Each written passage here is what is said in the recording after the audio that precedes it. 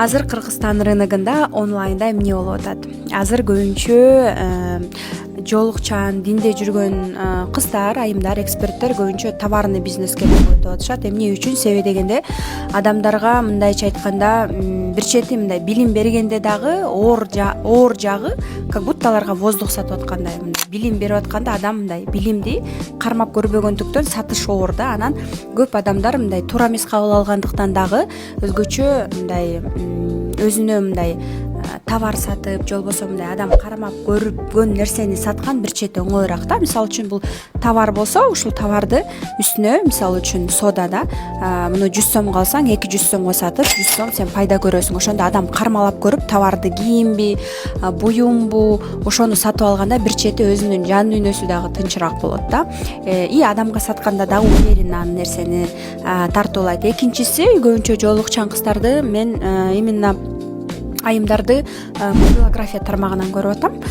Себеби дегенде бир чети ойлонуп кетем да, менчи продюсер болгондо барып жоопкерчилик алып, анан экспертте билим жок болсо, өзүндө ишеним жок болсо, ага мамочка болуп, аны сүйрөгүчө тарс барып туруп 10 видео, 20 видео тартып коюп туруп акчаңы алып кеткен жакшы да. Бир четичи жоопкерчилик ошол тарткан видеоңо эле аласың да.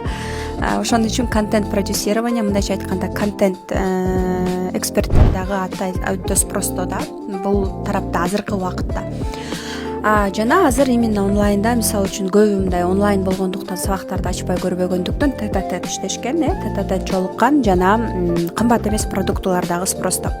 Рынокто дагы эмне болуп атат? Рынокто көп выгоранияда жүргөн эксперттер көп болуп атат. Мен менен 6 жыл мурун баштагандардын көбү мисалы үчүн товарный бизнеске кеткендер көп, нишасын өзгөрткөндөр көп. Онлайндагы көп эксперттер акыры коуч же психолог болуп кетет. Бул негизи эле тажрыйбада, историяда көп кездешет, 70-80% ошондой болот. Эмне үчүн? Себеби дегенде көп нишада жүргөндө, көп убакытта бир нишада жүргөндө адам уже көздөрү көнбөй, күйбөй, процесстен зажигание жок болуп калат уже. Процесс уже не зажигает. А когда процесс не зажигает, уже дальше работать уже кызыксыз болуп калат да. Уже кызыксыз болгон сайын изденүү да токтоп баштайт. Ошондуктан азыр рынокто ушундай ситуациялар болуп атат. Эгерде сизде дагы көп эксперттер мисалы үчүн выгорание абалда 50 миң, 70 миң, 100 миң расход кылып, 200, 300 миңге запуск кылгандар дагы көп. Мага консультацияга келип атышат. Ачыгын айтышпайт эч ким, баары жалтырашат, бирок чыныгыда ушундай болуп атат да. Бирок эгерде сиздердин ситуацияңызда эмне болуп атат билгиңиз келсе, комментарийге суроолоруңуздарды жазыңыздар. Мен ошол суроолорго жоопторду беремин.